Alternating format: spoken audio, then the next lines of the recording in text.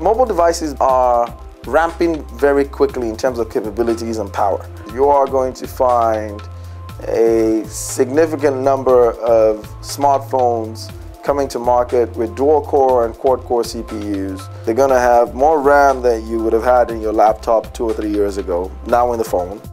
You know, one of the axioms in technology is it often takes longer than we think it will or should for a technology to take hold initially, but we almost always underestimate just how vast that change is once it does. And I think we're living that right now with the migration to tablets.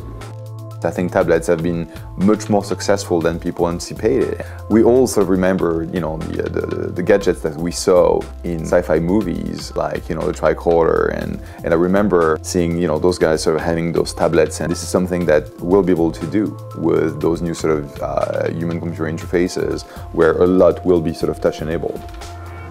We need new human interfaces.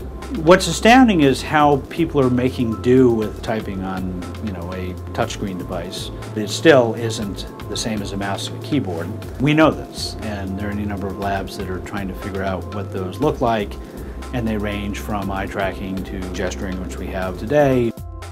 My guess is all of those are a ways away, so is the implantable chip in the skull. We may get there, but we're not there today. So as good as it is, there's still so much innovation that's needed. In different ways that these screens will be easier to read, the projecting ability of this, or whether it's TV and movies. You know, there's battery companies, and obviously there'll be innovations there. The constraint with phones will always be the ability to run for a reasonable amount of time on battery. But once you have that solved, then you essentially have this real-time, always on, always connected device. It gives me goosebumps sometimes to think about that.